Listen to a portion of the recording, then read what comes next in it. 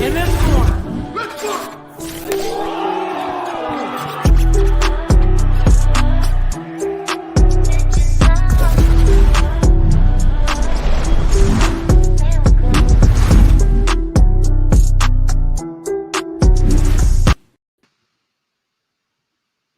Happy Black History Month. Welcome to Heart in the Fight. My name is Daniel. This is my co-host, Omar.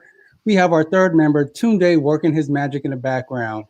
We are the face of Heart in the Fight. However, we do have a Heart in the Fight street team who will periodically show up at West Coast events and do pre-fight and post-fight interviews, so look out for them. So before we jump into the show, I'm going to take a few minutes to remind you. If you haven't already, like this video, follow our Facebook group, also our TikTok and Instagram, and certainly subscribe to the YouTube channel to get access to future content. You are here because we have a press conference for Streetbeefs Westcoast 6 that will be taking place on February 20th, where Kilo will meet Venom for the bantamweight title, Only versus Free Smoke, Fiji versus Dub, Lil Diesel versus Sketchy, and others.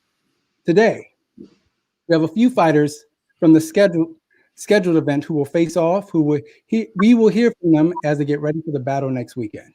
In addition to hearing from these fighters, we want to hear from you, the viewers. So be sure to comment, leave a question for the fighters, and we will highlight them throughout the show so that you can get a response. I also want to take some time out to send some words to support of the Canadian. For those who weren't aware, we had originally slated to have the light heavyweight champion, the Canadian and title contender 619 on today's press conference. However, the Canadian got injured a few days ago and the fight had to be scratched from the card. So Canadian, if you're listening, keep your head up, take it easy and recover so that you can come back healthy and have the epic battle we're all waiting for with 619. We also want to send our prayers to Shrek and his family. I know there's a lot going on with COVID, and so please keep his family in your prayers, but also send him some good vibes. Lastly, two things. We're doing something different from the past press conferences. Here's what we're doing. We're going to invite a few fighters who are watching this live stream and interacting and commenting throughout the conference and on the show to talk about their fight. So if you've been selected at Streetbeefs Westcoast 6 and you want to come on to the show, make sure you're active so that we can notice you. And Tunde will be monitoring the engagement, and then we will send you the invite. But certainly send us, make sure you drop your email in the comments so that we can send you the link via email. All right, so make sure if you want to come on and you're super active, send us the information so that we can send it to you and bring you on the show. All right. Now, last thing, I promise, it's going to be short. Stay tuned to the end. We have two special announcements. And trust me, you do not want to miss it. You do not. This reminds me like when people were watching Mike Tyson fights way back in the day, and everyone knew, like, in a Mike Tyson fight, you do not leave. And there's always one person that says, hey, I got to use the restroom. By the time they come back, it's over. All right, so don't be that person. Do not be that person. Do not miss out on this special announcement. All right, be the first to see it live. All right, with that, I want to hand it over to Omar, who will introduce our first guest. Well, Daniel, today we want to start off the show by bringing on one half of the West Coast bosses. So we want to welcome Bushido Said to the show. Welcome, Bushido.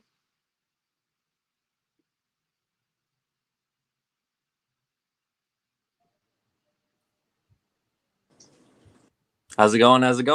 Can you guys hear me all right? Hear you perfectly, brother. Thanks for joining the show and the press conference. Thank you for having me. I just want to take 1 minute and thank you guys, everyone at Heart in the Fight. Man, what a high level of production that you guys offer for all the fighters and all the branches, and what a blessing it is to have y'all a part of the community. So thank you guys for what you do, and let's have a good press conference. Let's do this. Absolutely. Let's get down. Let's do it. And so as a branch leader, you know, every branch does something, like the way that they run their branch is slightly different, right? Which is great because it certainly seems like there's characteristics, there's like uniqueness to each branch. And so I'm curious for you, right? It seems like you're the only branch that is actually traveling. Yeah. And so when you travel, how do you determine locations for your events? Well, that's a great question. Let me backtrack just for a second and talk about the other branches real quick. Scrapyard, man. They have their new cage built, the AstroTurf, their camera work's amazing. They're, very professional run events. And, that's kind of the Bigfoot feel, right? It's Washington. Scrapyard. And then you got Pound for Pound. And they're a little more of like the Roots, at least in my mind. It's more of a street backyard fight type feel, more OG street beefs type feel, you know what I'm saying? And you have those brawls over there. And then you have West Coast, which is, the rest of the West Coast, basically, other than Washington. But we are unique in that we travel, like you said. And honestly, we just look for places that will make sense, places that are not too populated, but not too out of the way. Places where there won't be any troubles at all. We're not going to be bothering anybody. Street beefs is never about disturbing the peace. It's funny because we're a backyard fight club. We're violent, right? But we want to do it in a respectful way. We don't want to make anyone angry. And we just want to help people that want to come and have that physical therapy, that, real physical therapy, but do it in a safe way. But yeah, so what we've done is we kind of have some permanent spots. We have one in Vegas. We have the cage in Vegas. It's kind of nicknamed the Pit. It's a small cage. It's a square, nowhere to run. And then, we've done other places like Shrek's backyard. He had a ring. Boxing ring in a different area for MMA. And really what happens is month to month, we look for a spot, we look for a place that makes sense, and we lock down on it, and we make it work, and it's worked so far. So it's really been a blessing. And so the follow-up to that is, well, how do you determine if it's in California or Arizona? Is there a theme that kind of dictates what place you choose to do the event at? So currently it's basically what's available. What we want to do in the future is set up to where everyone knows in advance. So, hey, we'll be in Arizona in March. We'll be in Vegas the next month. We'll be in SoCal the next month. And then that way everybody can train and have travel plans according to that. And, and then we'll really just have the ball rolling, and these events will get a lot easier, and matchmaking will get a lot easier as well. Awesome. And I would love to talk about, well, what is the process of matching up fights? So now it's like, hey, we have an event, we have a date scheduled. Now give us, it sounds like you put out a call. Yes. And so everyone responds to it. Yes. But then how do you match them up? Well, what are the protocols? How are y'all doing this? In the past, so like with our first event, we had some ideas of what could work for matchups, but we wanted people to come and show up, and then we did the matchmaking there. And that's a very classic, OG Street Beefs Yard way to do it, and that's fine. There's nothing wrong with that. But what we've noticed is that since we travel, it's easier to do some more pre-matchmaking. So between Tiny Tank and I, and we've recently had WA or Wade Adams, he's really helped us out. He's shout out to Wade. Thank you. Much love, man. Hope you're watching.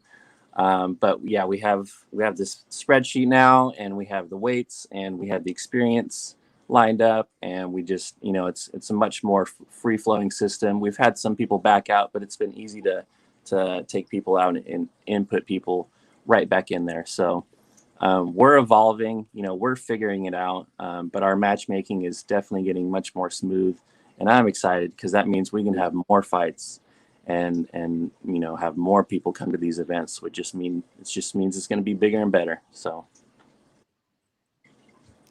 awesome. And I know I have like a bunch of different questions. I think it's always important, right? The more the people are informed, the better that they can make decisions for themselves. But also, we're not repeating the same questions in the Facebook group. Right. That happens a lot, right? Where it's like, hey, I know if you're new, that's something different. But if you've been around for a while, it's like, come on, guys. Right. And so, right. And so one thing, right. And so you recently made a post about safety protocols. Can you talk about why you thought it was necessary to make that post and what's been going on to give more context? Absolutely. So I made that post because I feel like, sometimes we have these events and some people might have the wrong idea of what we're trying to do. And, any fight is dangerous. You don't know what's going to happen. You don't know, you can get caught at any moment, right? And that's dangerous, man. Like, you could have brain damage. You could hit the ground and die. Like, we don't want to encourage people to really try to get hurt or hurt anyone else. As contradictory as that sounds, we want to keep everyone absolutely safe. We want them to go home, just like they came to the event. And so that's why it was necessary to make that post, because even though 95% of our fighters get it, there is that 5% that they think they're there to try to kill someone, you know what I'm saying? And that's not the name of the game. We're guns down, gloves up, you know what I'm saying? So we just want to make sure everyone understands that Streetbeefs Westcoast is like street beefs. Safety is the number one concern. Absolutely. We don't want anyone getting hurt. So that was the main reason for posting that. Yeah, thank you for the clarity. I have two more questions for you. Yeah, sure. I know I'm hitting you with a bunch of questions. I feel like 50 Cent with 21 questions. Let's go.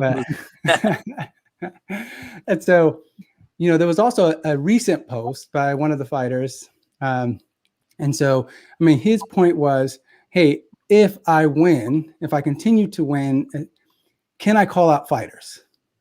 Right? Does someone have the leverage to call out fighters or call their fights? And I think he was making the point is not necessarily I'm going to call out fighters and they will be next, but hey, if I continue to win and I go to this event and I see who's on the list in my division, can I call out a particular fighter for my fight? Well, it's kind of confusing because we like to allow the fighters to banter and to call people out and to talk trash to a point. We want to keep things respectful. And I guess what Tiny Tank and I have kind of decided is we're not going to stop people from doing that stuff. However, none of that will decide matchmaking. So Tank and I and Wade, we're going to make sure everyone's safe, right? And that means that we can't have someone call this person out because that's just a straight call out. And who knows what that matchup's going to be like. We have to take into account weight, experience level, and training. And if it all makes sense, then we can make the match. But basically, you can't rely on your trash talking to make matches for you. So you can't be a Conor McGregor. You can't just kind of rule. And we like personalities like that. You know what I'm saying? It's like, it's fun to spice it up. It's fun to see what people are going to say and who knows what's going to happen in the cage. That's part of the game, I think. So that's why we allow it. But yeah, you can't make your own matches. So. Got it. And then now this is a huge event, right? And so I would love how many fights do you have scheduled for this particular event? And is this your biggest event? Yes, this is by far our biggest event. I know the VA main branch has done like 80 fight events, and we're getting there, man. We'll get there. But right now we have, I believe, 37 fights scheduled. So that's really cool. That's exciting. I hope everyone shows up, and I hope everyone is able to participate because that's awesome. That's a lot of fighters. Yeah, a lot of planning that goes into it. Congratulations, man. That's huge. Thank you. Omar, you have any questions? I know I've kind of just taken up this entire section. It's good.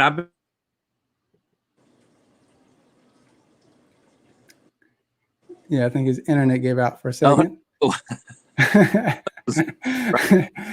Yeah, I guess it just wasn't meant to be, right? So That's Let's right. do this. I can come back on the back side of the. Yeah, exactly. So let's pivot for a second. All right. So our first matchup that we have here on the show is Free Smoke versus Only. Yes, sir. Well, and so tell me, what was the rationale to put those two together? What was the thinking behind it? Well, these two are really specialists in their own art. The Oni is a Muay Thai specialist, and Free Smoke kind of does everything, but I feel like he's kind of like an American kickboxing type specialist. So they've agreed to do a kickboxing match, and it's going to be really cool because when you have two of very similar arts and two very skilled combatants, you can really see the art form of it. It's almost like a dance, you know what I'm saying? It's just all the movement flows well together, and I'm just really excited to see this match. Yeah, I agree. I mean, and so with that, let's actually bring on. We're going to bring on a video first, a short, brief video, and then we'll bring on the combatants. Sounds good. Free smoke, yeah. Angled out. This corner, we got the Oni.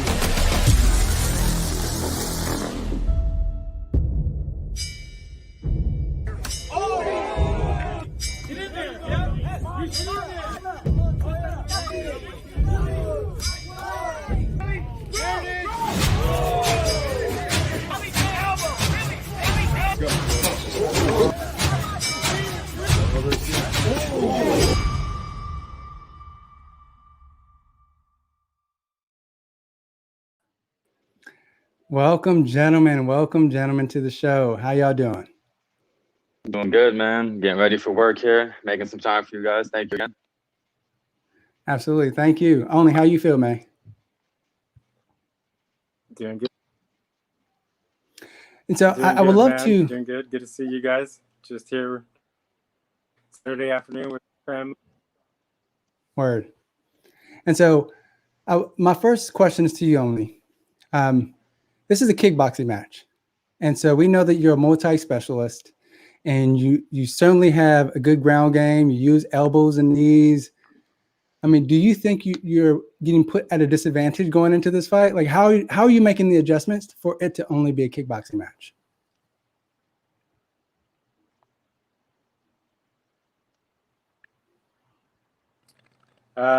Well, to be honest, I thought we were going to do a Muay Thai match, but Hey, I thought so too. Just saying. hey, if we're going to go kickboxing, I mean, we can switch it up fine. right now. Let's For just me, determine it taking on the those show. Is it a tools Muay Thai fight?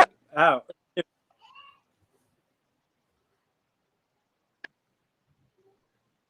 Yeah, I'm I going with the Muay Thai fight. guess we'll do that up to my boy Fight because that's what I like to get at. Okay, That's so what, all right. So if it's a Muay Thai fight, right, and so I'm glad that we're making that determination right now, as if I have any way in anything. That's hilarious. But so I know that there was a recent kind of policy change in street beefs around kneeing to the head, right? And so I'm curious, like, how does that change your game plan going into a fight, knowing that that can no longer be employed inside of a fight?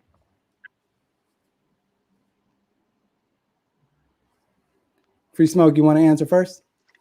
Yeah, I mean, to me personally, it doesn't change much. Knees to the head are obviously very important for Muay Thai fighters. is that directed at me or to Free Smoke? But we can use knees to the body, knees to the legs. So I'm not worried. It's the art of eight limbs. You know what I'm saying? So we got a lot of options to choose from, and I'm gonna use them all.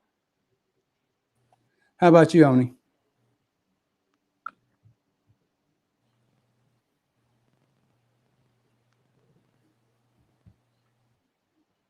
I think there's a delay in your internet.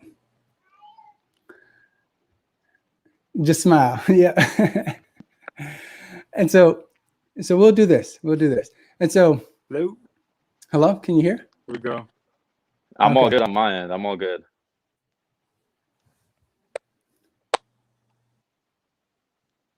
Did you hear the last question, Oni?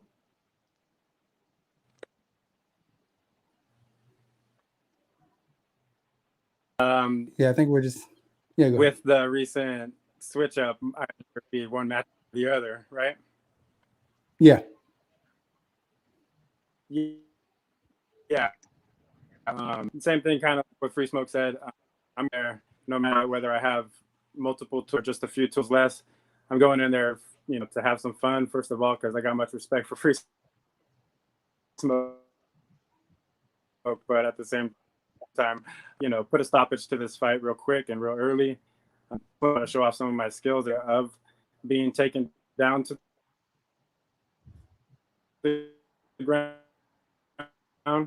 Ground game isn't really my specialty, so that to me is always in the back of my mind when I'm fighting an MMA matches. Oh, I got to strike and worry about getting taken to the ground, but this is fun because I'm not going to have to worry about that. I'm going to be able to use any tool that I want freely, and it's going to be able to be expressive that way, Yeah. I mean, what's fascinating, I mean, you say you don't really have a ground game, but what we've seen on video is that you have really good throws. You're taking people down. So whether or not you believe you have a good ground game, it is clear that you have something in your arsenal that allows you to kind of dominate once you get on top of people. All right. And so Free Smoke, I mean, when you look at Oni, especially in his fights, the one thing that stands out clear is his leg kicks. I mean, I've heard multiple people say he has one of the hardest leg kicks in the game. So how are you planning? Have you conditioned your shins for that? How are you planning to combat that? I mean, yeah, that's one of the big things, part of his game that I've noticed. I've been fortunate enough to be at almost all of his fights, so I've seen him firsthand as well. Yeah, his leg kicks are real heavy, and I just got to come through and get him checked on the right side of the shin, the right side of the knee, and he's not going to want to throw those no more. All it takes is a few good checks on a few hard kicks, and you're not throwing any more of those. What's your response to that, Oni?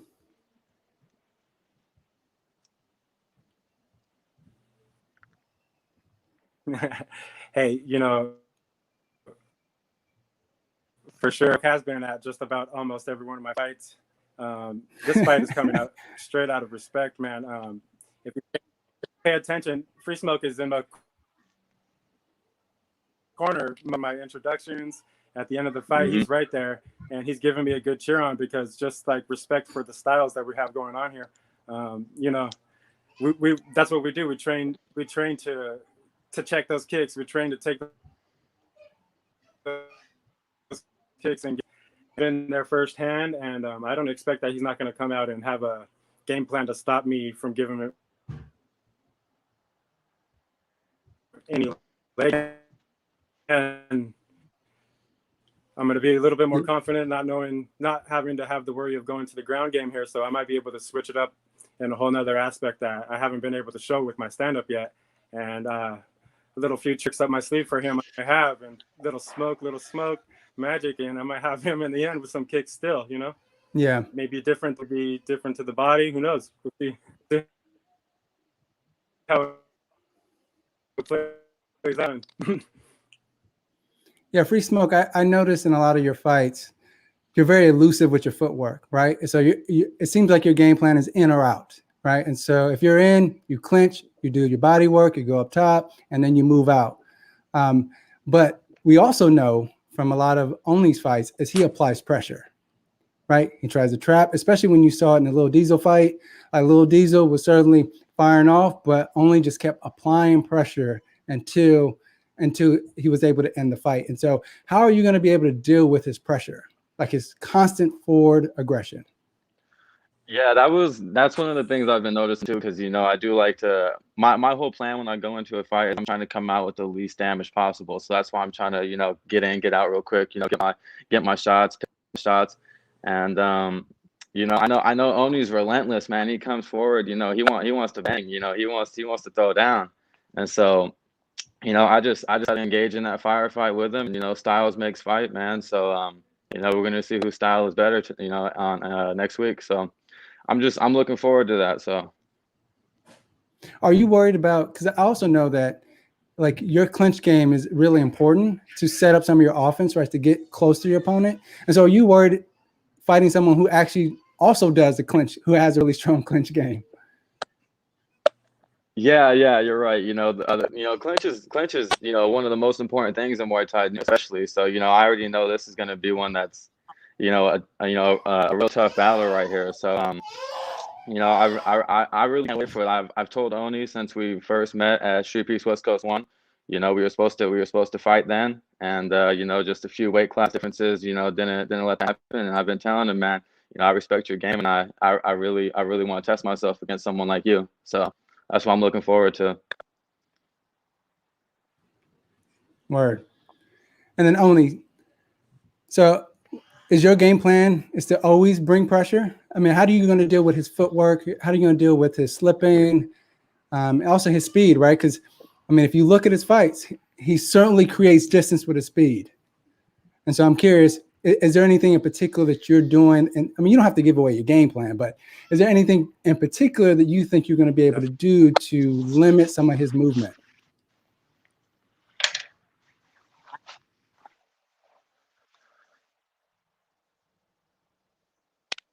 Well, I would just say cut off those angles, and he's got great footwork, like you mentioned. He's had a little bit of work going on there, and I think really is the evasive tactics. So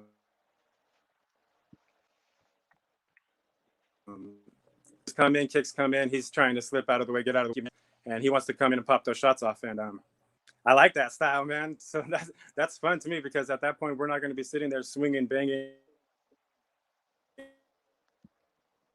and throwing shots makers. I think we're going to actually be there testing, a chess match.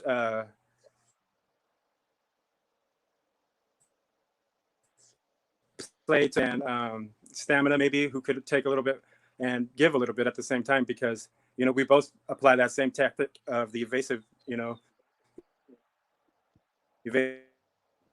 That's number one. So I also don't want to get hit, but I'm also going to be there ready to pop off shots, and I just plan on cutting his angles using my speed, and like I said, probably showing a little bit of footwork that I haven't been able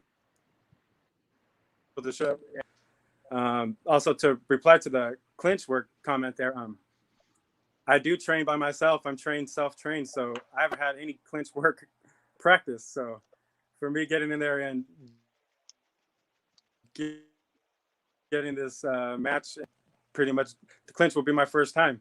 If we get into that clinch, it should be fun. Hopefully I can apply a good clinch and see what we can, that's what the whole matchup is about, is this Muay Thai matchup and expressing ourselves in this art form. Awesome. And then Free Smoke. Last question for me is, how do you think this is going to play out? What's the outcome of the fight? I mean, it's clear Only said that he's going to try to get it out early, right? I mean, hey, I respect what he's saying. I feel like everybody wants to get out of there early. So what I'm saying is, I'm going to go in there. We're going to get into a firefight. You know what I mean? And I'm going to be the one that comes out victorious. I don't mind if I have to get him out of there. Early, late. I don't care if it's a decision. All I want is the win, and that's what I'm going for, especially against someone with the name value and good a fighter and as Oni is. So that's what my main goal is. We win at all costs, man. Word. How about yourself, Oni? How does this all play out in the end?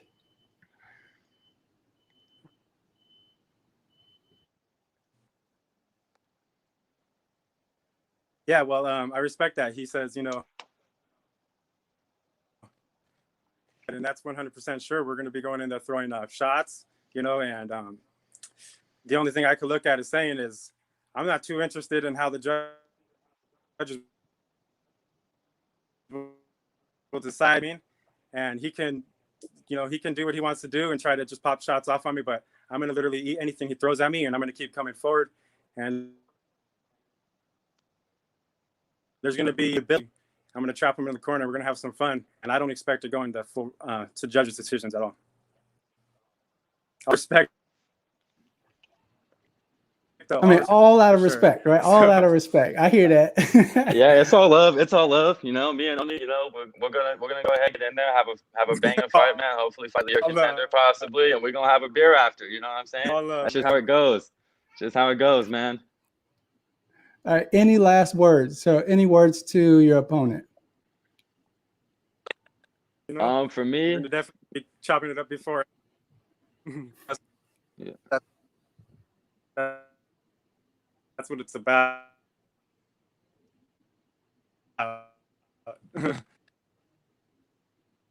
yeah, I feel that, and I'm going in there. We're gonna have fun. We're gonna put on a show, and at the end of the day, the Street Beefs is a fam. So win or lose, whoever it is, we're still gonna be cool at the end of the day, and keep it moving. We're just here to put on the show, man. That's all we're trying to do. All right. Awesome, Oni, gentlemen. Go ahead. Oni, good luck, brother. I hope your health is right. I hope you're healthy. You know what I'm saying? Because I want the best out of you. Because I know you're gonna get the best out of me. All right.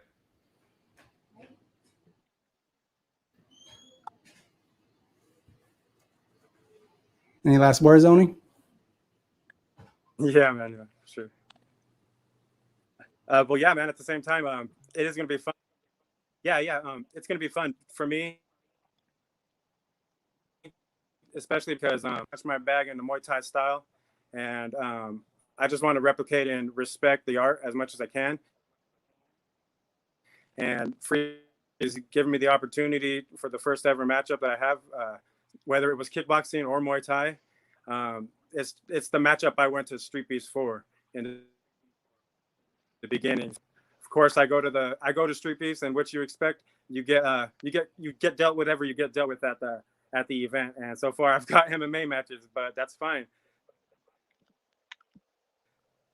February 20th is going to be my stand-up match. Right, there's kickboxing, Muay Thai, and I just hope to pay respect to the, and of course, Free Smoke, man, bro. We're gonna have a good time before and after the fight, during the fight, going put on a show.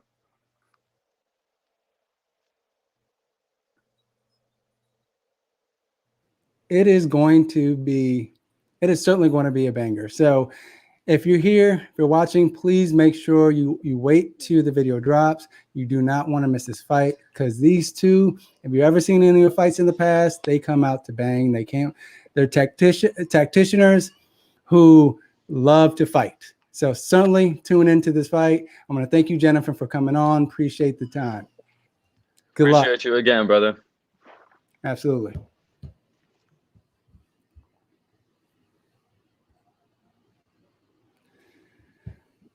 It's going down. Yeah, what's up?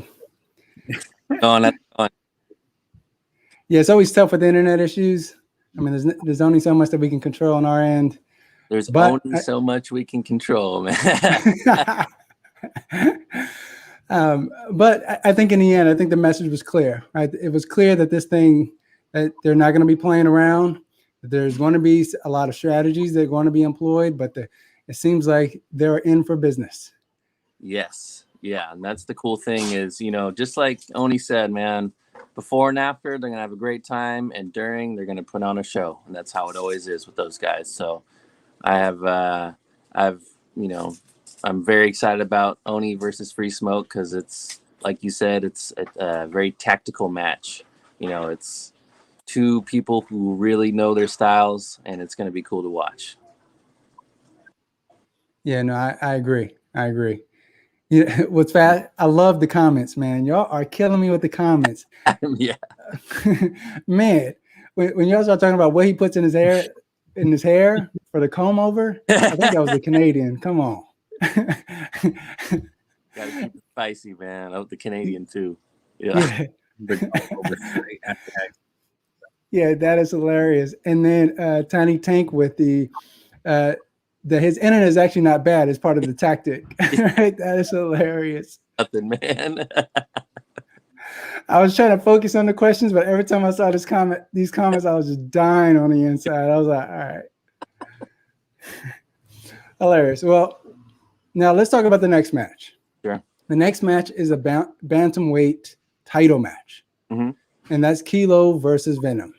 Tell us, what's the genesis of this? So, I mean, both guys have been around for a long time. But Kilo he's from the Sacramento area. He trains with a group called the Blessed Boys. And then Venom is from Iron Empire. So Mook and Sun Wu and Venom. They're all Iron Empire, and so it's interesting because these two bantamweights have kind of emerged from their respective teams as challengers for the bantamweight title. So it made sense, and now they're fighting for the title at the next event.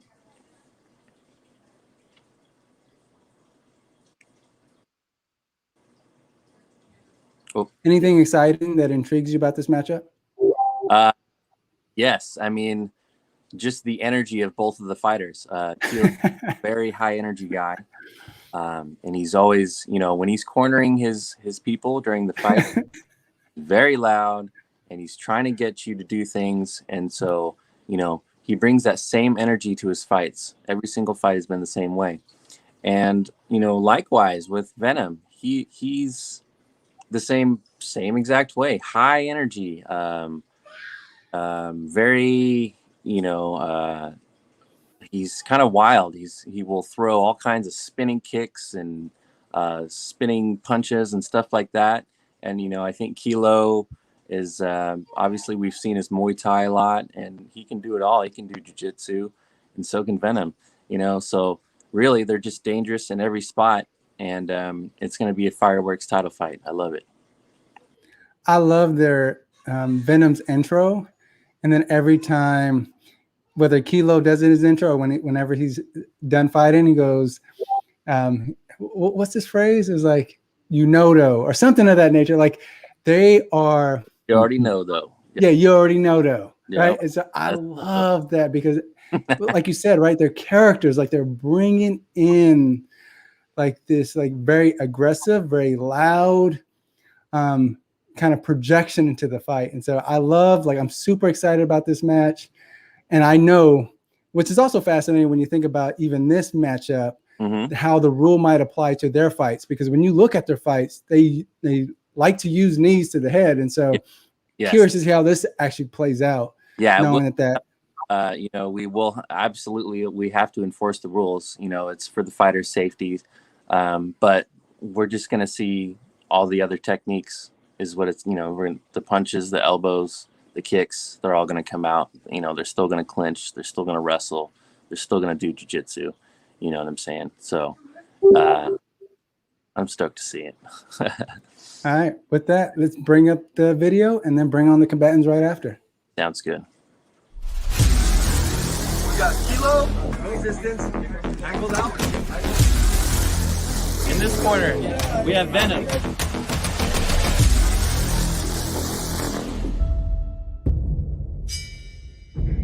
got one arm.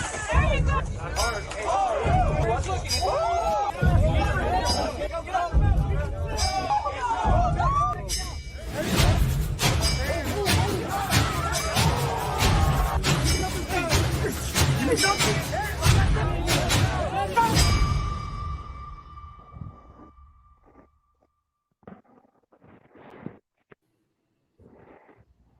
Venom, how you doing, my man? Good afternoon, my friend. Doing good. How about yourself? Good. I think Kilo couldn't make it. I think we're waiting on Kilo to come on. But I would love what does this title match mean for you? It's just a stepping stone in the future, man. I mean, I worked many years towards, my career in the future.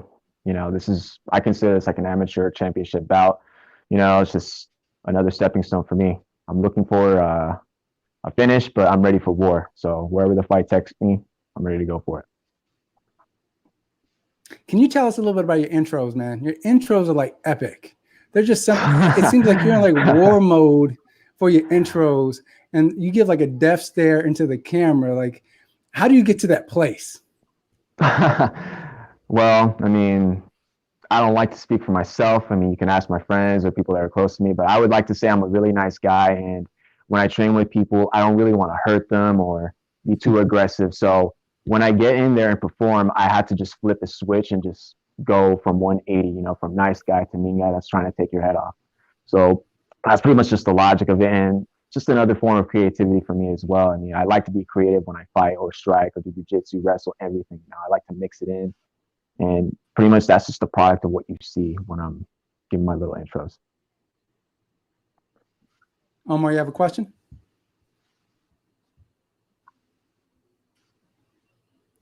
I think his internet is lagging a little bit. Yeah, can y'all hear me? I'm having some internet issue. Yeah, I can hear you. Venom, yeah, I don't know if you can hear me, but I was curious. So, unfortunately, we can't have Kilo on, but I'm curious, what is it that you see in Kilo that brings to this fight? Are there any threats in particular that you're concerned about or that you're game planning for? He seems to be relatively well-rounded.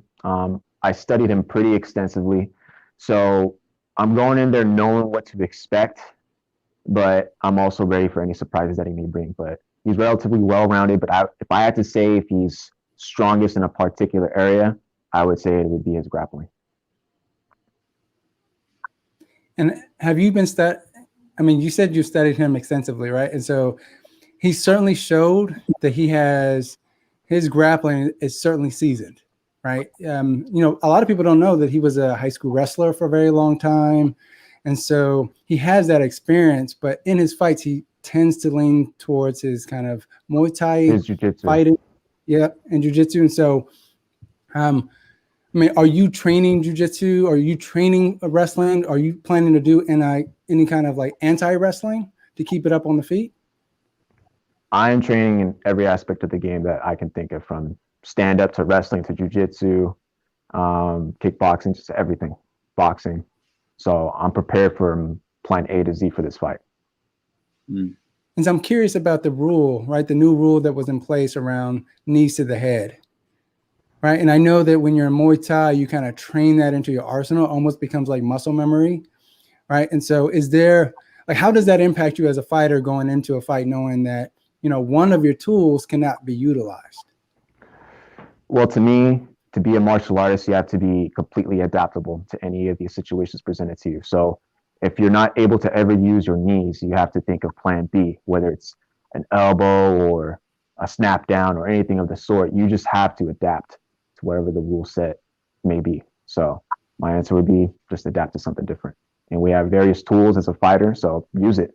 We don't have to necessarily restrict ourselves, because if you plan to need to win the fight, then you'll probably lose the fight, because you have to get through A, B, C, and D to get there. I wanted to ask Venom, so we see that you are ready to go anywhere with the fight, and I'm not sure if you're big on visualization, but when you think about where this fight could potentially go or end up at, where do you see it sort of going? Do you see it as being a stand-up fight, or do you actually see it on the ground? And if it does go to the ground, we see that you have the ability to finish those fights, right? Kilo on the feet. You cut out a little bit at the end there, but if I understand the context of your question correctly, I'm willing to adapt to whatever kind of Kilo shows up to that day. I mean, he might want to wrestle me, he might want to strike with me. So I just visualize myself beating every single aspect of the game that he brings to me. So I've already visualized finishing this fight on the feet. I've already visualized finishing in the clinch. I've already visualized finishing it on the ground. So pretty much just 5 different case scenarios that I've visualized already, and I'm prepared for it. And I know that Iron Empire? Is that the name of your group? Yes, sir. I mean, it seems like you have a stack of killers, right? And so can you talk a little bit about your camp, about your group that prepares you for this kind of fight? Because, I mean, you guys are legit. Well, I'm not sure if a lot of people know of the origins of my camp, but we are being trained by a former UFC fighter named Jonathan Bravo Wilson. I mean, he is no BS approach when he teaches us. So he's very straightforward. He teaches us everything properly, just tight technique, anything that can produce a finish. I mean, just no BS in anything that we do, no wasted movement, nothing. So with that being said, I mean, he's just gathered us all up. He's putting the time into us. So it's because of this man that, a lot of us are a lot of killers today. Who's all in your camp? Who are Streetbeefs fighters? Mook, who had fought Oni back in November. We have Sun Woo, formerly Red Reaper, who is actually the former West Coast champ. Let's see, I'm just thinking of who else. I mean, your And training Big Daddy sessions Roy's must be another one tough. as well. Yeah, your training sessions must be super tough. And they are, yeah. I mean, for me, just personally, I mean, they can range from 5 to 6 hours a day. Sometimes I'll go like 8 if I'm like feeling like really crazy and just wanting to go at it.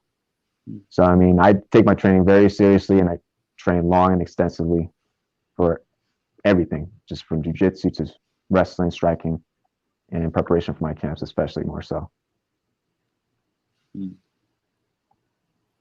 And so what do you think the outcome is? So if you were to predict, right? And if you don't feel comfortable predicting, it's fine. But if you were to predict, how do you think this all plays out in the end?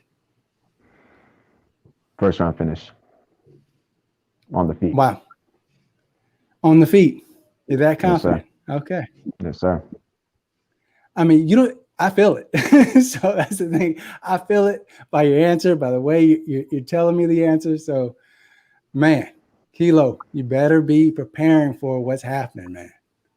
And nothing but respect to the man. I mean, he's been in the game for many years. I've got nothing against him. I mean, here's an interesting little fact, if you don't mind me chiming in really quick. After my second fight, after throwing the barrage of knees, I was limping, man. I mean, it looked like I felt like I took like at least 10 inside leg kicks from throwing all those knees to the head. And he was nice enough to loan me some like Thai oil to like rub it on my leg and stuff. And to me, that just spoke like volumes of his character. He's a nice dude. Much love and respect for that man. I mean, regardless of the outcome, hopefully him and I can just shake hands and give each other a hug and just wish each other the best regardless. Much respect to him. I love that brotherhood. So really quick, Venom, so you talked about this fight being a stepping stone, right? But I am curious, if you win this, right, and you become the new Streetbeefs Westcoast bantamweight champ, what would that mean to you? What would that mean to you in your MMA or combat sports sort of career? What would that mean to you? It would be an achievement for sure. I don't want to be too technical with my words here, but I would look at it as like a microcosm of the future, meaning that, I want to be the champion of the UFC one day in the featherweight or bantamweight division, whichever division suits me better in terms of how my body feels. So, you'll have like champions of the past, like let's say McGregor, who was a champion of a former organization. He became champion in the UFC. You got guys like St. Pierre, who was also a champion in a smaller tier organization, and he moved on his way up and did the same thing. So to me, I mean, I love Street Beef so much, for giving me this opportunity. But I mean, there's going to be ladders in the climbing, so it'll be Street Beefs bantamweight champion, eventually go into amateurs in whatever organization I fight for, become a champion there. Professional fight league, be it like King of the Cage or something, same thing. And then UFC, same thing as well. So like ladder steps, like climbing a ladder, if that makes any sense. It does. Makes a whole lot of sense. Thank you. Well, we certainly love witnessing your journey. We're super excited about the fight. Make sure you make it to the fight without any injuries. Best of luck to you, and can't wait to see it. Yes, sir. And I'd like to say thank you, gentlemen, so much for having me here. I mean, this is kind of exciting being here because it's kind of like what you see on TV, with all these other fighters that get like these video press conferences and stuff. And this is my first one. So much love. I appreciate you guys for this opportunity. Absolutely. Thank you, brother. Appreciate it. Thank you.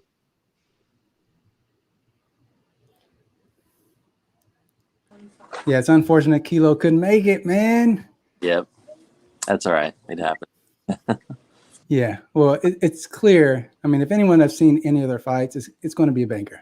Yes. Right?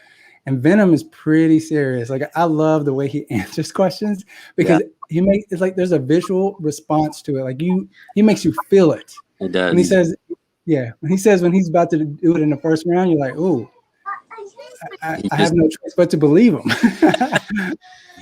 There's some meaning behind the words. Yeah, it's cool. The hair means business, by the way. Not just his word. And here's the thing. I think everyone with their hair, like, yo, what products are y'all using? It's a West Coast thing. That's it, man. Yeah. End up. Word. Well, with that, I know folks have been chatting in the comments, and Tunde was able to select some of the fighters from the comments. Let's go. And so let's do this, right? And so this is our first time. So I just want to make sure we, brace the moment for a second. This is the first time we've ever did anything like this. Yeah. And so make sure if you come on, be ready. Be ready to rock and roll so that we can continue to do this practice in the future, right? Don't make this the last time we do it. Nope. All right, with that, Tunde, bring up the first guest.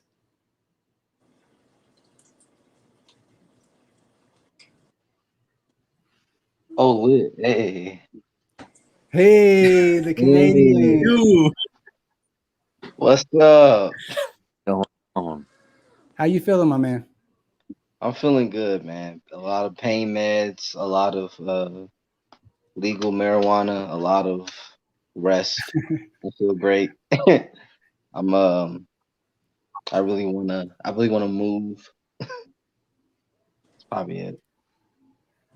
And so how long, what's the recovery time for your injury? 4 to 6 weeks, and plus however long rehab's going to take. So I'm guessing I can do scrapyard in April.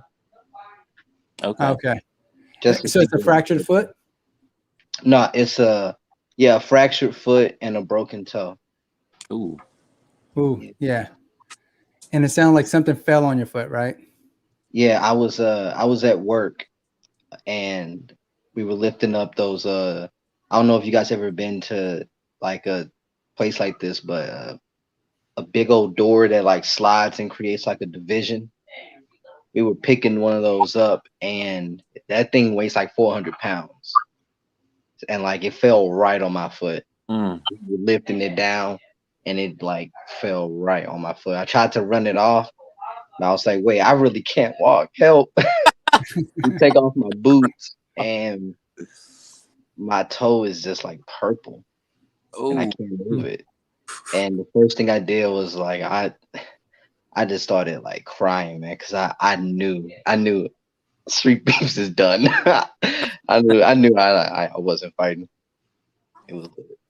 man, that's horrible. Well, I'm glad it wasn't worse. I'm glad you still have your foot. And, True.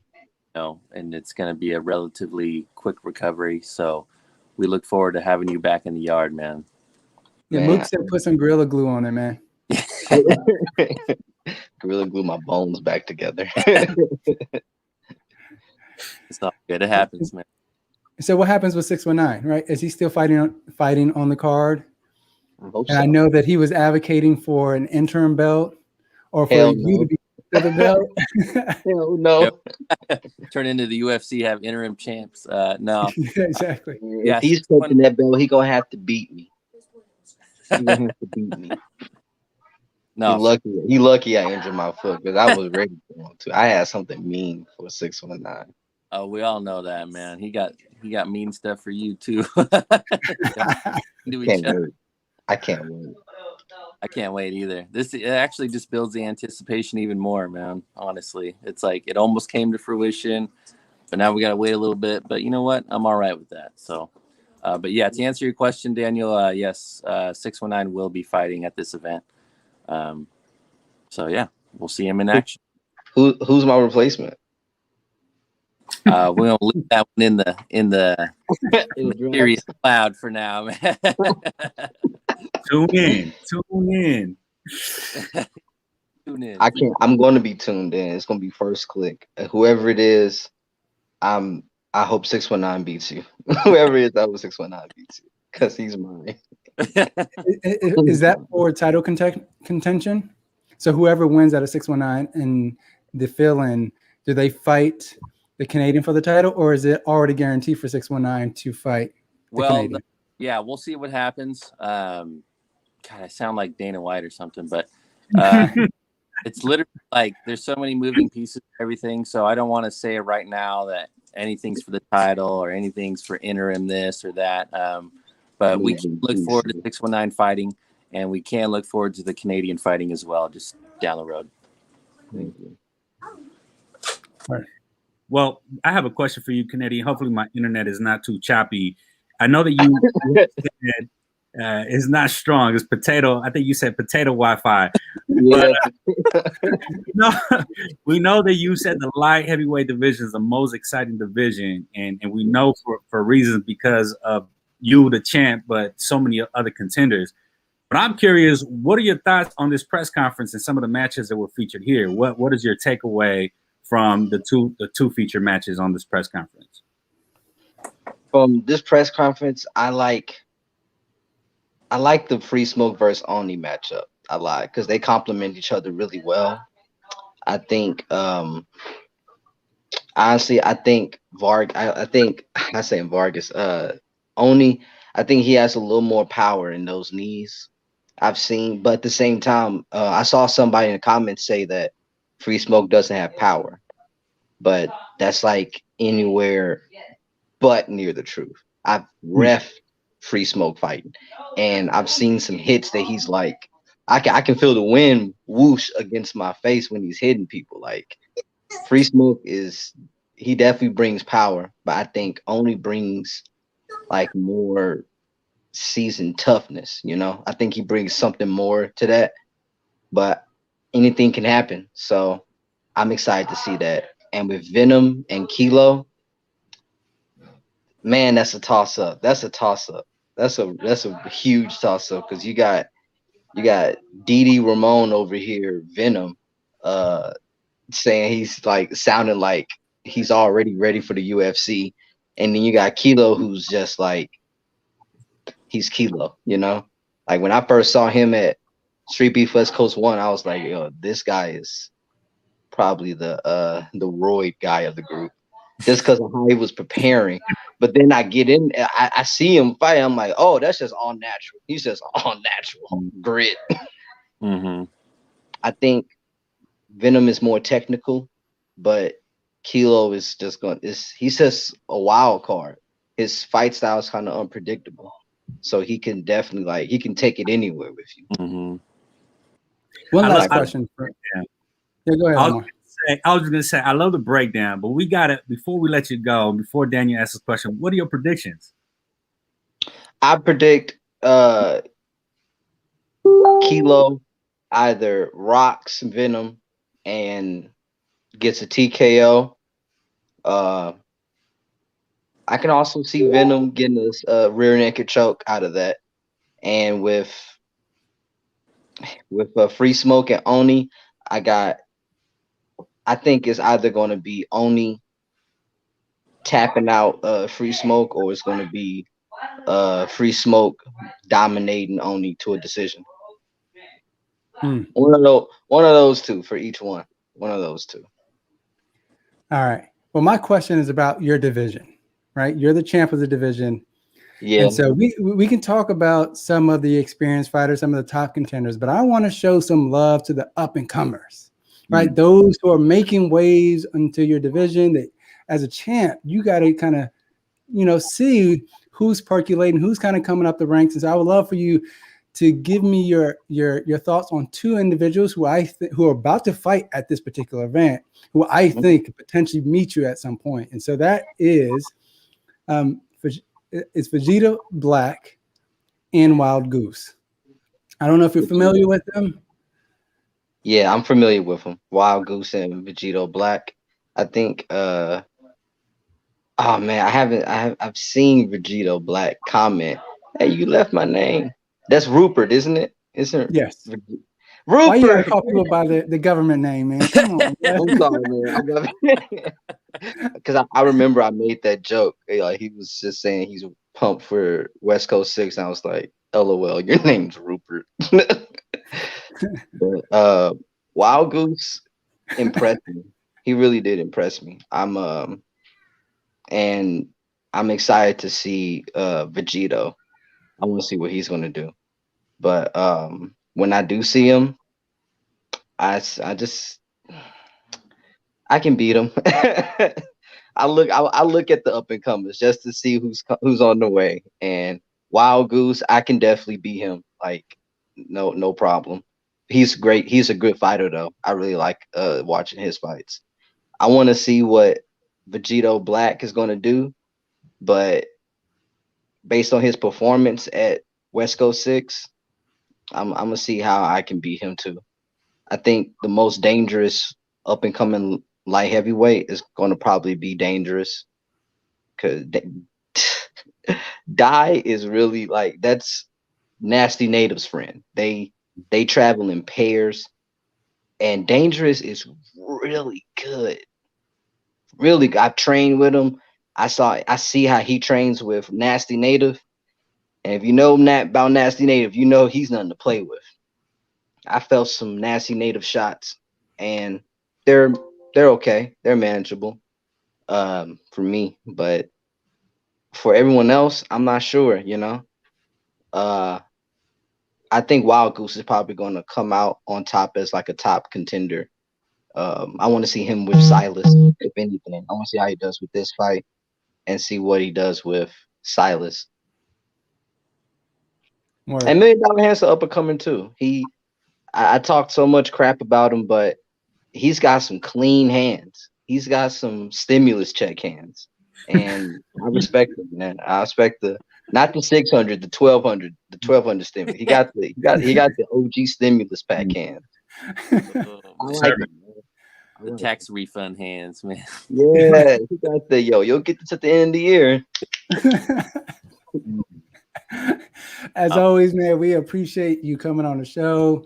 Thanks for providing some comic relief, but also, man, get well soon so that you can come back and get that fight with 619. Oh yeah, April Scrapyard.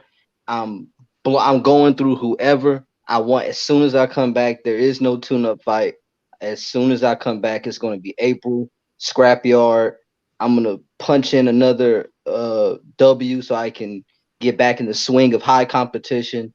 Then after that is straight to 619, straight to making sure everybody knows who's the undisputed, who's set in stone, rooted champion, not interim light heavyweight.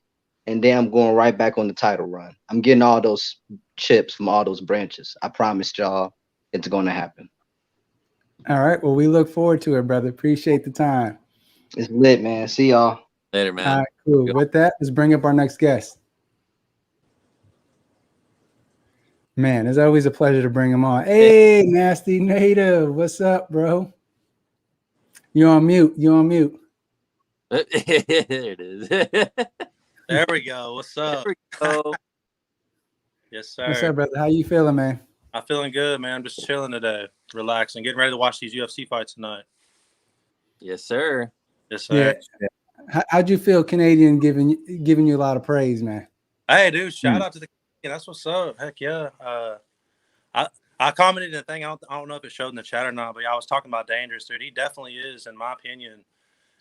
Dangerous is all self-trained, with himself, with me. That man is a problem, literally dangerous in general. So I'm excited to see him come back with me soon. I wish he could come with me on the 20th. It is what it is, life. But he's coming soon, man. The next time I come out, I'm definitely going to bring him with me. So I can't wait to watch him fight again, man, for sure. Yeah. Anything in particular about this fight coming up you excited about? Dude, I'm excited in general. I don't even know who it is. I don't want to know. I'm ready to come just have fun, man. Come fight. Yeah, this time, the first time you went to Las Vegas, this time you're coming to California. Yes, sir. Are you coming a couple of days before the fight? I'll be there the 19th. Last time I got to stay like 5 days. It was awesome, but this time I got a newborn, so try to make it as short as possible, so. You getting a lot of rest? I mean, I had a newborn about a year and a half ago. So, are you getting rest for the fight? Me and my girl, we take actually shifts. We take turns sleeping. So we both get 8 hours of sleep into the day. So it's pretty nice. Smart. I got too much on my plate, man, not to get my sleep for real. Just as important as the training. I swear. Have you been working on anything in particular? This go around from the first fight that you had? Man, even the first fight, I've been preparing hard for some jiu-jitsu competitions. I got one the 27th, just a week after I get back. I've been training with some high level guys, just getting ready for some high level grapplers because I got some big opportunities, man, coming like regional, some big name opponents. So I'm getting ready to have those big boys on me. We got a couple guys. I'm actually going down to Kansas City to go train with the Professional Fight League heavyweight soon. I'm planning that in the next 2 or 3 months. Get some personal one-on-ones with him just so I can get prepared for that stuff.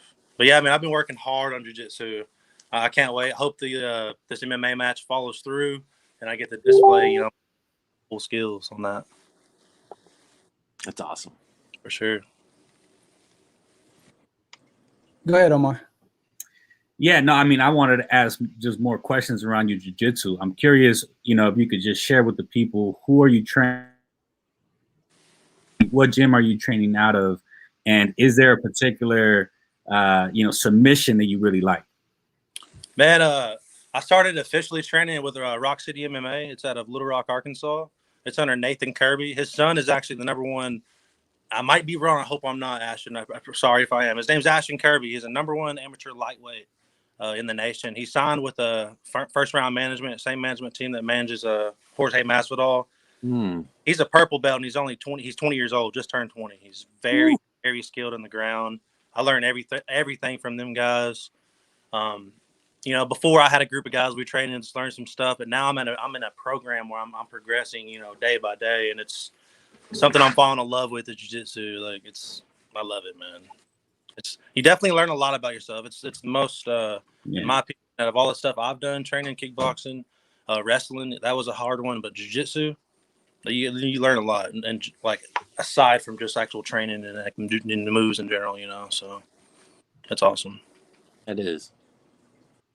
Yeah, I know you recently posted a photo of a potential match. I mean, I don't know if that's already been confirmed, but someone who comes from, is it John Jones's camp?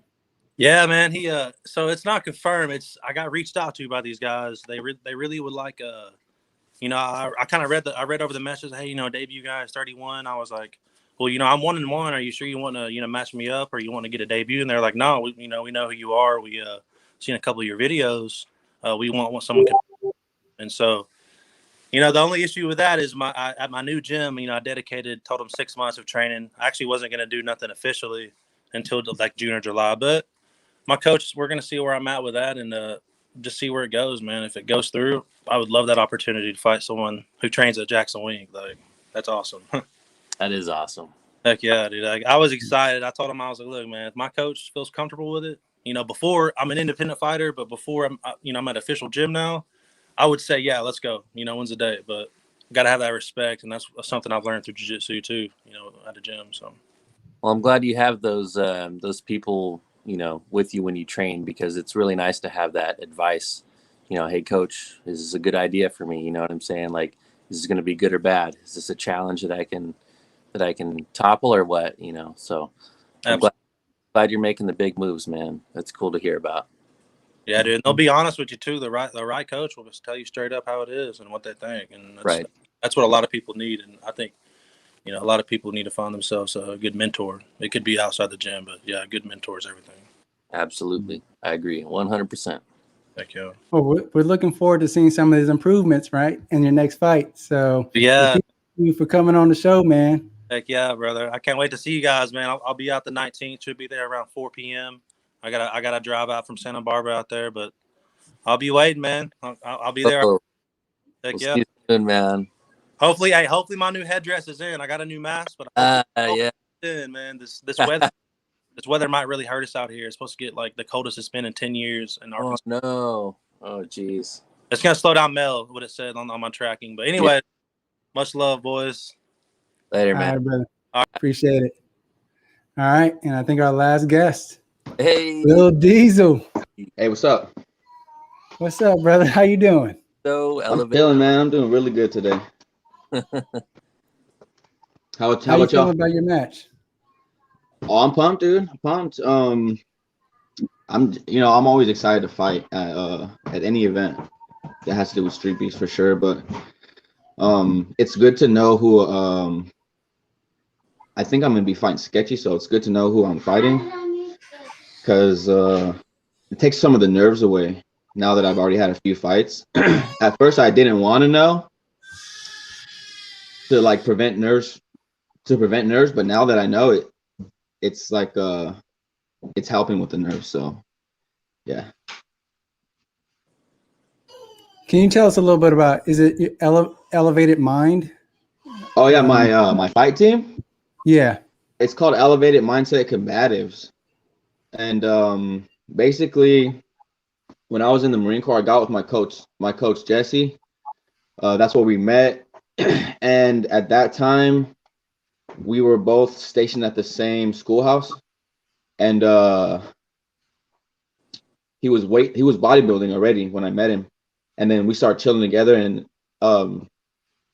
just I naturally started bodybuilding as well, because like he was like pretty much I had two friends at the schoolhouse, him and one other cat. And so I mean, there was nothing else to do. We were stuck in the middle of the desert. So I started lifting back then. So he became, I guess, in a sense, he was my strength and conditioning coach, just without the title. And so when we got out the Marine Corps, we kind of went our separate ways. And we teamed back up recently here around 7 months ago. And we started at Elevated Mindset Combatives, and it stems from when we were in the desert together. He had introduced me to a concept called Elevated Mindset. And basically it's just, you know, straying away from the norm of what society wants you to be, how society wants you to act, as far as overindulging in, like, you know, just, I guess you can say, like, sinful behaviors. Just, we're all about proper, like, values, ethics, morals, you know what I'm saying? We're all about the truth, you know? We give all praise to the Most High at all times, and that's what the core of it is, you know, because that's the only way to elevate. It's the only way to elevate is by giving praise where it's due. And so, just in a nutshell, it's about just elevating yourself and elevating everyone around you in every way you can, and just being mindful of how your actions and your words affect others, you know. Yep. So it's more than just being a fight team. It's like, it's holistic, you know. It's physical fitness, spiritual fitness, emotional, technique, skill, everything. So I think that makes a lot of sense, man, especially with you and your, you know, military background, just because, you know, I was in the Air Force and we had core values, and I know the Marines do. And so basically when you're in an organization, you know, you have to hold yourself higher in all regards of life, and just have a higher set, you know, standard. And so I feel like, you know, you meeting up with your friend again and creating that group is cool, man, because y'all can come from a similar background and know what having the extra core values is about. I think that's cool that you can incorporate that with your martial arts and stuff like that. Yeah, and you know, I forgot to mention that we actually live on the same lot. We're next door neighbors, and we have been for like the last 7 months. So he's my wrestling coach, and then his brother-in-law that lives with him is my boxing coach. So we're all like right here together, you know. Elevated Mindset Combatives. We live and train at the same place. We're together every day, all day. We captured lightning in a bottle, essentially. Yeah, I like it. If folks go back and watch your profile on Hard in the Fight YouTube channel, you will see, or you can hear Lil Diesel talk more about that relationship. We appreciate you breaking that down, Lil Diesel. I wanted to ask, you mentioned at the top that you actually feel less nervous knowing who you're going to fight. I'm wondering what action steps, and you and I have actually talked about this in the past, you know, what action steps are you taking to actually calm those nerves leading up to the fight? By setting goals and completing those goals, because that gives me, like, you know, each goal that I complete is like a little transaction of confidence that I can put in the bank. And so if my, you know, account is negative or empty, and I'm not going to have any confidence to draw out when I need it. So each time I set a goal, like a physical goal or even a mental goal or a work goal, just any goal, and then I achieve it, that gives me confidence, you know? And then so when I start to feel a little bit of self-doubt, because that's inevitable, I think like, okay, what do I have to fall back on as far as how do I calm myself down? And I need to like think about it cognitively and like, it's like, it's CBT really, cognitive behavioral therapy. And it's like, I take myself to court and I say, okay, if you were in front of a judge and a jury, would they rule that you did enough to, you know what I'm saying, feel confident? And the more that I can answer yes, the better. And the way that I can get those yes answers is by showing myself that I can set a goal and then completing it. Yeah, did you see Cornflake's answer? I mean, that's a great answer, right? And so, you know, I think the mind is really important, right? To take care of your mental health, but also your spiritual health, because I mean, you can see that in most every single pre-fight interview, like every single fighter, especially when you're talking about those at the very top at UFC, they always say, I have prepared myself. Like I've done everything that I can, right? And so it seems like they're doing what you're doing, right? Is to have like an inventory check. Hey, have I done this? Have I done this? Have I pushed myself? And so it seems like that is what gives them confidence to say, I've done everything that I can to be prepared for this battle and I'm ready. And so I'm glad, I think it's important for anyone who's watching this is that, hey, your mental health is really important. And the things that you do leading up to a fight are really important. So I would love for you to see if you can answer Cornflake's a question. He asked, who's your next opponent? And then what are you going to do? What do you need to do? And what do you need to work on to win? My next opponent is sketchy. And what I need to do is to keep my composure. And what I need to work on is I always need to work on cardio. I always got to be on top of my cardio because I do so much weightlifting that like I lose cardio really fast. So if I slack for just a couple weeks, then it could be detrimental. So I have to always maintain my cardio. Word. No, I agree. I mean, you have a high output, right? And so even someone who's like very muscular like you, oftentimes muscular built fighters, they're really reserved, but not you. Right? If you see any of your fights, you're going 0 to 100 quickly. And so, yeah, so it seems like, I mean, it's good that you're working on that because I think what it will allow you to do is continue to put on the pressure to even get to the very end of the final battle. Yeah. I mean, there's a lot of things that went into my my Oni fight and my Venom fight, which are both losses. And I feel like although both men are greatly skilled, I could have done so much better in each one of those fights if I had just set the proper goals and achieved the goals like I'm talking about now, which I failed to do prior to those fights.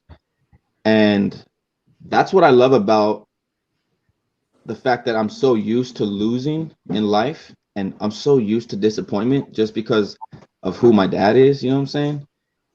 But it helps me now because I'm taking these disappointments in the form of losses, and it's nothing in comparison to the type of disappointment that I'm used to for my whole life.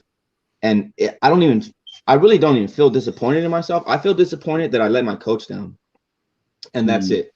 That's the only thing I regret is letting my coach down. I mean, you just gave us a life lesson, man. I mean, seriously. So I really appreciate that, man. It got really deep really quickly. So I appreciate you always being vulnerable, willing to talk about your life and using your life as a springboard for other people to see inspiration, to be motivated by your life, be motivated by what you're doing, the actions and the behaviors that you're taking to transform your life. And so thank you for always being a good model, for exemplifying what it looks like to be a fighter, not all in the ring, but also a fighter in life. All right, so and that's what a real fighter is, man. Someone who just gets up every morning and keeps going. Because we're all suffering together, you know? Yeah, absolutely. And so thank you, brother. We appreciate We appreciate you for coming on the show, blessing us Thank with you, your guys. time, but also blessing us with your wisdom, man. Later, Diesel. Love you guys. Yep, same here, man. All right. That was quite a moment right there, man. Cool. You can only get it at Streetbeefs Westcoast, man. You can only get it here. Yeah, I think that's what makes your branch unique. Yeah, yeah. And what makes every branch unique is the personalities. It's literally the people that live and near those places and participate with those branches, because it's all different. There's all kinds of people all over the place, and we get to work with them all and meet them all, and it's really cool because I've met so many friends and people in general just from Street Beefs, and it's not going to stop. It's just going to keep opening up new doors and opportunities for everyone, for Heart in the Fight, for Street Beefs Westcoast fighters, everybody. So we're all on this boat together, you know what I'm saying? And it's exciting. Yeah, same here, man. I mean, we're looking forward to the more development that continues to happen. I mean, y'all are not slacking. It seems like at every turn, y'all are doing something new. You're looking for ways to develop, to expand the branch. And so I appreciate what y'all do. I mean, it's a huge motivation for us as a media platform to say, hey, they're doing their thing. Like, let's try to catch up, right? Let's try to keep pace with what they're doing so that we can develop alongside them. I'm with it. I'm with you guys. I love it. All right, cool, man. Any last words to any fighters, anyone who are still viewing? No, man, just that I'm super excited. We're a week away. So fighters, if you're listening, stay healthy, keep training, do not injure yourselves. And if you do come in contact with someone, COVID, sickness, whatever, please stay home. Please let us know. Let's help keep this chapter safe and thriving. And we'll keep having these events, and we'll keep having press conferences, and it's going to be awesome. So that's all I got. All right, awesome. Thank you, brother. We appreciate it. Thanks, Thank you man. for your time, man. Thank you, Omar. Thank you, Daniel. Thank you, Tunde. Absolutely. Y'all have a good one. Thanks, brother. So we have two announcements, y'all. Two special announcements to give y'all. But first, before we go in there, go to the announcements. We just want to thank y'all for all the fighters who came on the show. Taking time out of your day to really talk about your fight, but also to express kind of the emotions that go into a fight, because it's not easy. Fighting is not easy at all. There's a lot of mental battles you have to go through, a lot of physical and spiritual battles, as Diesel said, a lot of battles that you have to go through before you actually get into a fight. And so we always appreciate you coming on and exercising some of those battles, right? Yeah, absolutely. And I really appreciate the analysis that these gentlemen are bringing to the fight, right? Like you can sense the level of studying and preparation that goes into not only studying one's opponent, but one's own game. And this is the really the level of a professional, I would even say, to some degree. And so we are in the amateurs, but it feels like you're in the professionals at times. Yeah, absolutely. So for those who are still on, hang on tight. We have two special announcements. So with the first one, all right, let's bring up the graphic.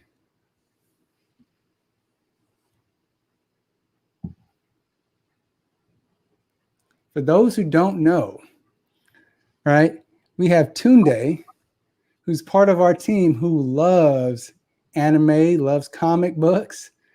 And when we've interviewed folks and interviewed fighters, we didn't realize how much anime was an inspiration to them as fighters. And so with that, we would love to engage you in some dialogue. And Tunde is going to be running our Twitch account. What's up, Tunde? Tell them what they're going to get into. What's going on, everybody? Tunde here, Big Tundeezy. I think this is the first time I've actually been on the live. It's kind of interesting. So Twitch, Darkness is gonna come through. We got King Mamba coming through. We got Scarecrow coming through.